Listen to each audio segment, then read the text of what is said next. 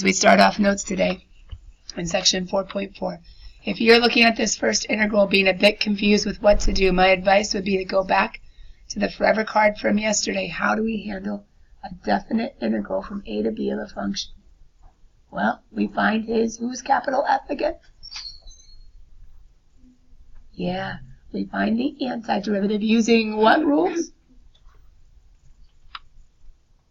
What rules? All of them. The huge table. Remember 4.1a? Remember we were doing antiderivatives, we were doing competition, that huge old table of formulas? How do we find the antiderivative with all of our formulas? Rewriting and power rules and all that jazz. Yeah, we integrate. Good. Okay. And then after we integrate, after we find, look, here I did it, antiderivative. X to the n plus 1 over n plus 1. Then we have to plug in b minus we have to plug in a, and that's what we were doing in these ones. We were eventually getting down to where we could plug in b in a way that made sense. We could plug in a. Why don't we need plus b? The minus will make them cancel out. Good. The minus, this isn't times, it's minus. The minus will make the c's always cancel. And if we can rewrite stuff to make it easier on our brains, we totally will. But over here, you guys see the same thing of me anti-deriving. Oh, I just stopped off. I didn't finish the problem. I didn't plug in b minus I didn't plug in a. So I needed to finish that problem. But you guys are writing down two new ones. If you're stuck on how do I do this, you've either forgotten the antiderivative rules, the integration rules, or you've forgotten that you're supposed to take the antiderivative and then plug in b minus plug in a. But today is like, what if? What if they're absolute values? We don't have any absolute values inside integrals. We do inside answers, but not inside integrals. So what do we do there? All right, as we get ready for today and as you guys are setting up notes, I want to finish up this example real quick. So as I finish up this example, before I go to the next page, can you guys just try to look back at what you don't remember and try to find the antiderivative of that guy? Pretend like it's one of those plus C examples, one of those basic integration examples. How would you use the rules to find the antiderivative? 4.1a, big old table. As you do, I'm going to do something.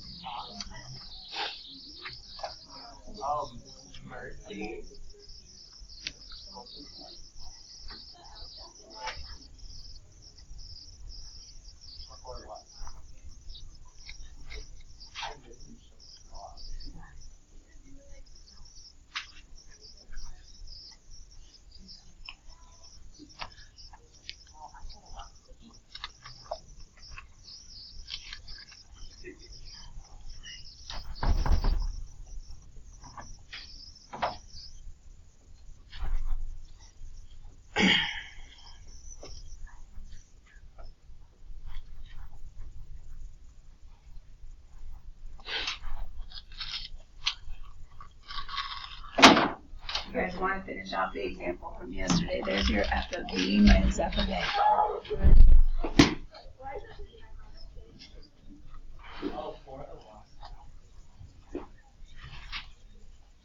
I believe you are not sure.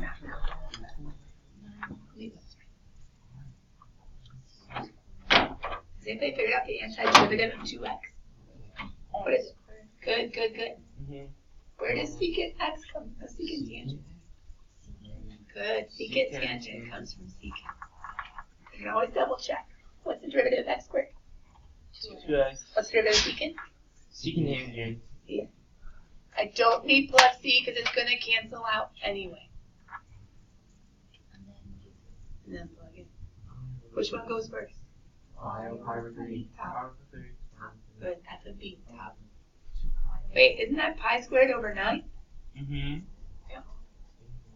Oh, what's secant pi over? Is it secant 1 over cosine? Yeah. Oh, I think I like 1 over cosine better. So that's f of b minus f of a. 0 squared is just 0. Minus 1 over cosine of 0. Now, if this was a long answer, I could box it and be done. It is around there. Okay, I know. If it shows up on a future question as a long answer, we could box it and be done. Not even do unit circle. But if it's a multiple choice, we have to get a nice answer. So, you guys remember? Anybody use a cheater chart? 1, 2, 3, 3, 2, 1. Isn't pi over 3? 1/2. Wait, but 1/2, what's 1 over 1/2? 2. So I have pi squared over 9 minus 2 minus 0, that goes away. Minus a negative, that's plus. What's cosine of 0? 1, 3, 2, 1, 0, right? Yeah. It's 1. So it's just 1. So I get pi squared over 9 minus 1. Dun dun.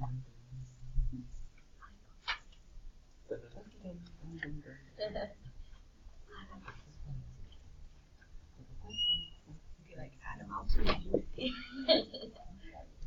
Okay. Is the antiderivative of this one hard if we can ignore that? No. Yeah. It's just e to the x minus x. But your question is, but you said if we can ignore.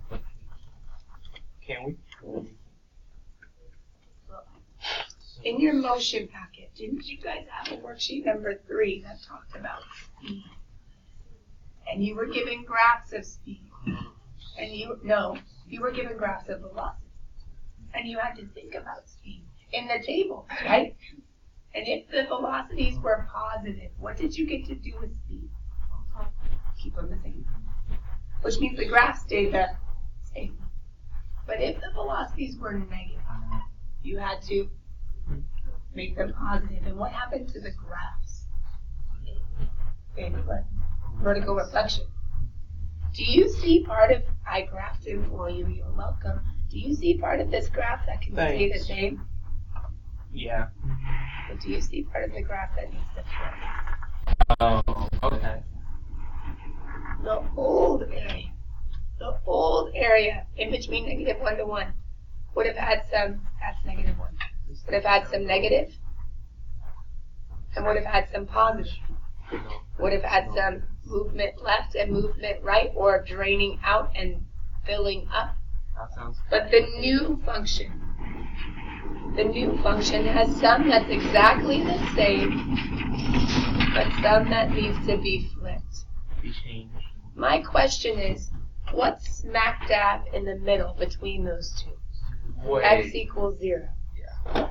In between -1 to 1, x equals 0 is the separator between the flipping and the staying the same. Wait a minute. Isn't x equals 0 whatever comes out of me solving for the 0 of the function? Isn't that also the exact same place where I have an x-intercept? Oh. Why am I saying this? Because you're not always going to either have a graph or want a graph or be able to find it. So check it. You didn't need the graph to be able to figure out that x equals 0 is a problem, or it's a possible potential problem. Maybe the areas do. Maybe it's canceled out. Oh, it's possible. Joe's saying if that's negative and that's positive, we could say, oh, the area is 0, when really absolute value says, no, the area is double. No, this one, I don't think it cancels out because I can see the regions. Yeah, they're different. But what he's saying is the following. Right? It could be. If I start at the podium, and if I ask you to keep track of, with like a measuring stick, my total distance traveled from, we'll just say -1 to 1, even though it's 1 second before, 1 second after. If I was to ask you to calculate my entire distance traveled, you would have to like figure out how far I went, right? Measure. And then you would have to also measure how far I went, right? You would have all of that plus all of this. That's how far I went, total distance traveled.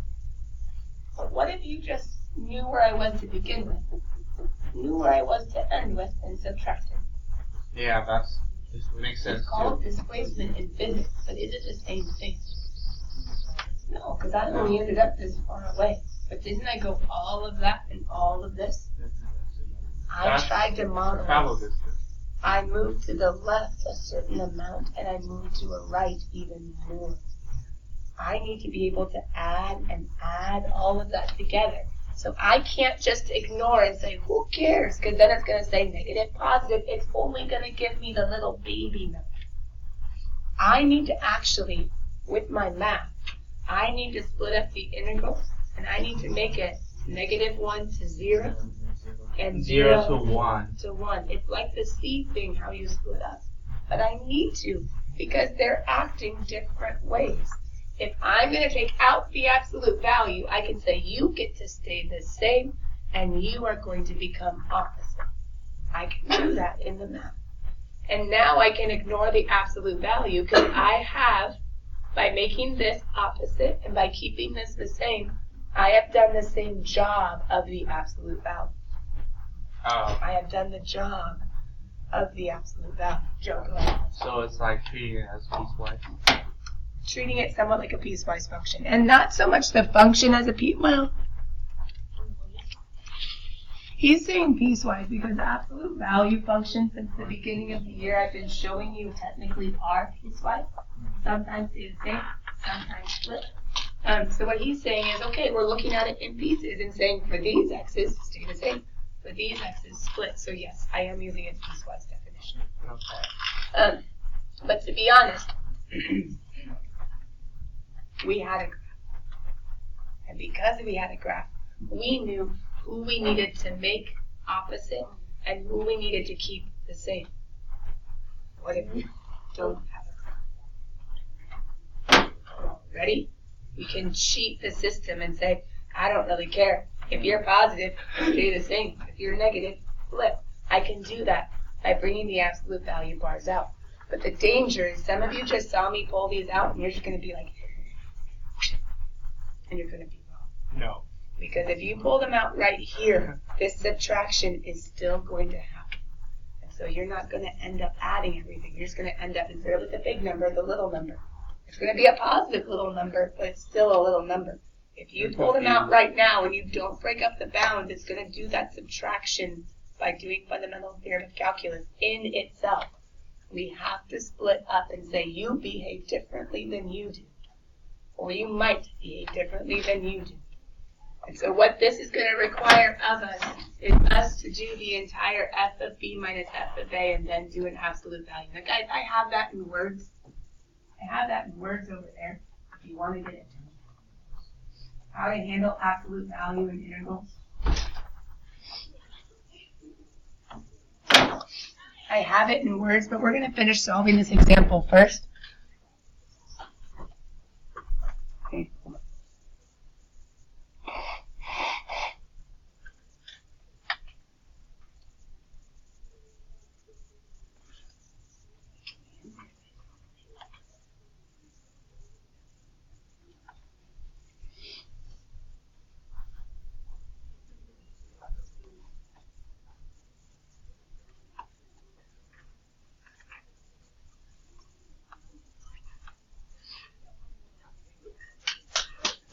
You guys just told me the inside period is easy, right?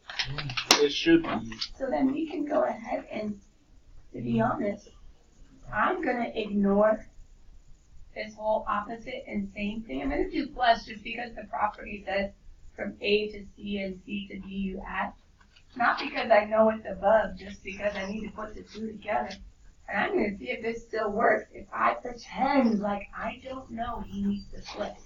So what if I have the absolute value on the outside? E to the x minus x is my antiderivative. I'm going from -1 to 0. And then I'm doing the same thing. E to the x minus x. I'm going from 0 to 1. Now, f of b minus f of a. We always plug in which one first? Top. It's always the top, right? So plug in e to the 0. Oh, that's easy. Minus 0. Oh, that's easy. Minus e to the -1. Minus -1, that's plus 1. Okay, absolute value. That's my f of b minus f of a. Inside the absolute value. I'm going to have an f of b minus f of a for the other guy as well.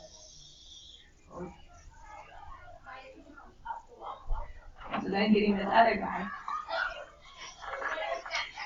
we're going to have e to the 1 minus 1. Hang in there, because we're going to look this up. And e to the 0 minus 0. Just trying to go right into 0. Anything to the 0 is 1. Anything to the 0 is 1. Minus 0 doesn't matter. So that's e minus 1 minus 1. And this is 1 minus distribute. 1 over e minus 1.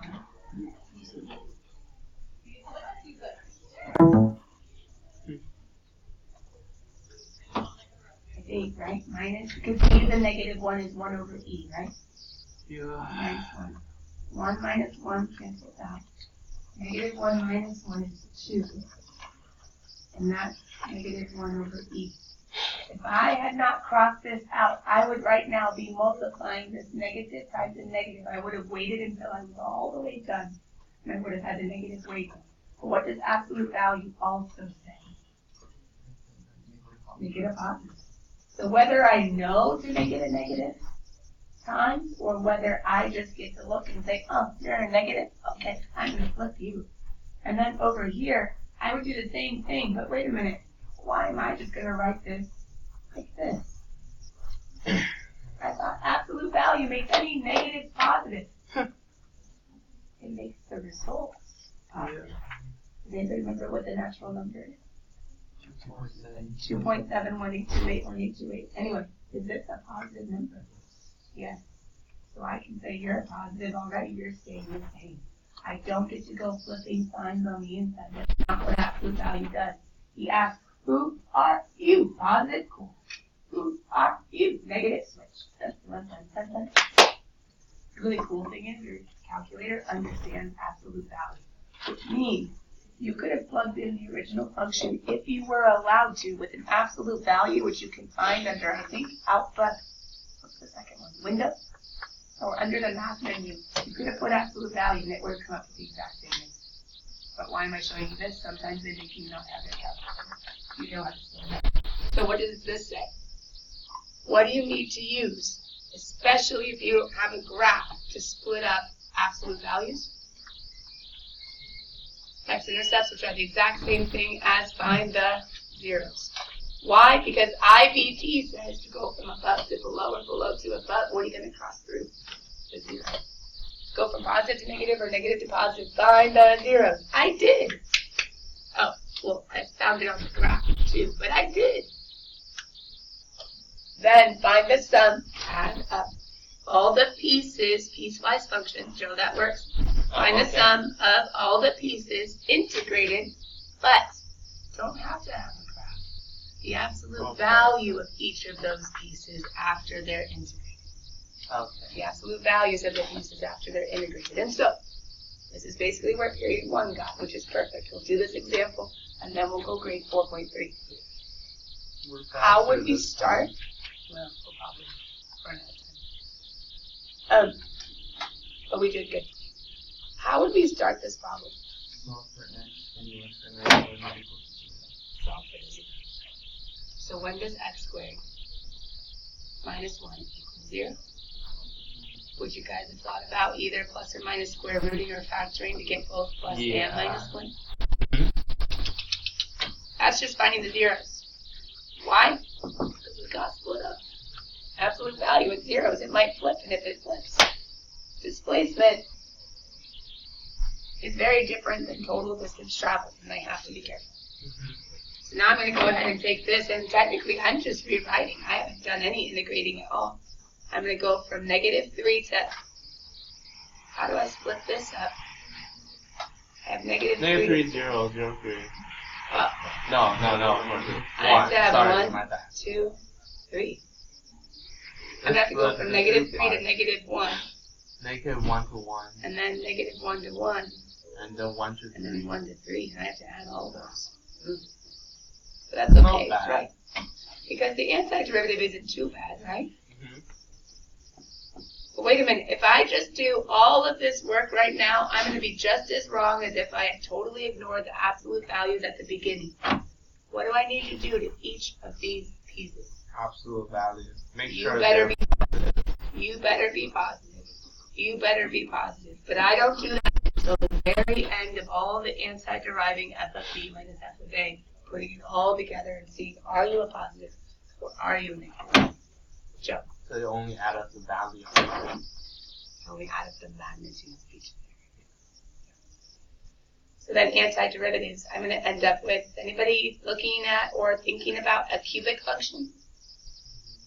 How it goes up 1. Remember? X to the n plus 1. X over minus n 1 plus x. 1. Now check it. Bring down the 3. Oh, that's right. And then Minus subtract. 1 x. What's the derivative of 1/3 x cubed? Wait, what about minus 1 x? No, I'm not done yet. Yeah, go. Okay. Then the integrand of 1 is x. Good. What about c? I don't need c Oh, sorry. That was my bad. because it's going to cancel. So I have negative 3 to negative 1. Now the nice thing is, isn't that going to be the exact same antiderivative for all of them? Okay, good. I don't have to think about the rest. I can just write them down. Use a calculator. Well, the point was that we weren't allowed to use a calculator, but yes, Makes your life easier. that's true. But the AP said you're literally not allowed to have it out for half the exam. Actually, over half the exam. So they're preparing us for a hard life. They're preparing you for college professors that say absolutely no calculators, not even the scientific ones in my upper collegiate math. Fortunately, I'm not in math. You gotta separate the feelings that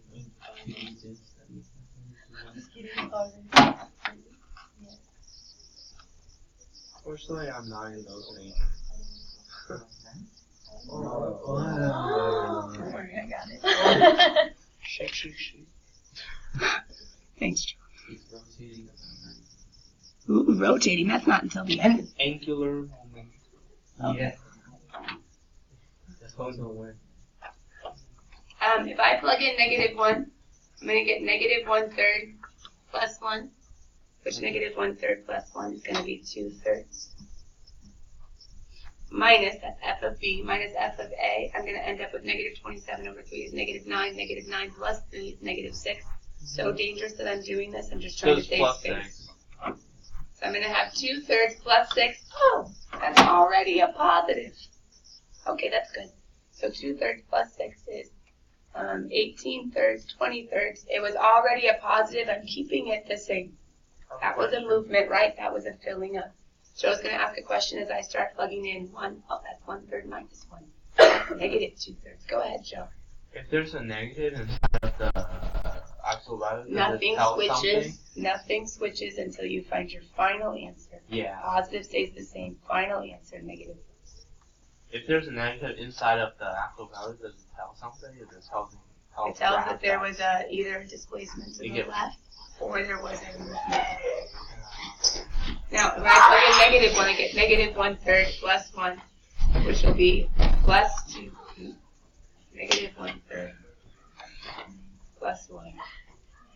Oh, yeah. Which is minus 2/3. Now, wait a minute. What's negative 2/3 minus 2/3? It's just negative 4/3. Oh, but what's negative 4/3 with absolute value? Positive 4/3. Mm-hmm. That's a little bit of change, and it was changed. Why are I you? don't even know. He just randomly showed up. 27 over 3 is 9 minus 3 is 6. 9 minus 3 is 6. Minus 1/3 minus 1 is 2/3. Guys, I know they're immature. I'm sorry. I'm trying to have airflow in my room. Just so that a hot box doesn't necessarily bode well for bacterial growth. Okay. So 6 plus 2/3 is 18/3 plus 2/3 is 20/3. 20/3 is already positive, so I keep it the same. So after all that work, I can say 44/3. What's 44? Okay. 44/3 is with the absolute value, the total change. If it was displacement, it would have been 40 minus 4. It would have been 36/3. Because you would have had positive change, negative change, positive change. It's 14.66666. Sure. If we were to grade our evens at 4.3, we have about 5 minutes. We have about 5 minutes. We can grade. If we were to grade the evens at 4.3, I wonder how well we did. We have like 1. We have about 5 minutes, unless all the clocks are wrong. Okay, could we waste time talking, or could we just grade? Just grade. Thank you. So, number 12, if we're looking. All you guys had to do was write the definite integral, right? Yeah. Definite integral from 1 to 3 of 3. Did you guys figure out is 3 over x squared dx? Yeah. Delta x became dx. Just switches. C sub I becomes x. It's b. Number 22 is 0 to 4 of pi over 4 tan x dx. Number 20. Thank you, Josh. Number 28. If you guys graphed it, it was just a rectangle with an area, she's alive, of 60. An area of 60. You can keep it because I'm guessing you need it. And then number 32 is a trapezoid, which, guys, they did a weird, CalcChat's doing a weird version. Remember, we're doing height 1 plus height 2. They're pretending the trapezoid has been flipped like you learned like in, I don't know, old school math. But ours works. The base is that constant 3, and then we have the height 1, height 2 of 8 plus 2. Anyway, it still works to be 15. Or you can use the big triangle. Thanks, Joe. You can do the triangle on top of the rectangle. Also works 15. Number 34, I did for you. You're welcome. A squared. It's in your notes. Number 46. This was the one you might have gotten stuck on. So check the answers, but this is like what we practiced at the beginning of class. 8, negative 12, negative 4, 30. Write down the right answer. If you got it wrong, I'll take questions at the beginning of tomorrow. Number 62, did you properly set up your trapezoids? It looks weird because they simplified it, but did you get 11.7296? When the actual, you could have plugged it into your calculator like I showed you to compare to 12. It was an under approximation because the curvature made the trapezoid cut under the actual. And that's kind of what you had to think for 86, as to whether the left guys would go over and above and be greater, which they do, or whether they would go under and be less than, which the right ones do. It's a little bit of a comparison of whether it's too much or too little of an approximation. And then the last two multiple choice, I believe, are both C. The last two multiple choice were C. Okay, so as you guys are grading, have questions ready for me for the beginning of tomorrow.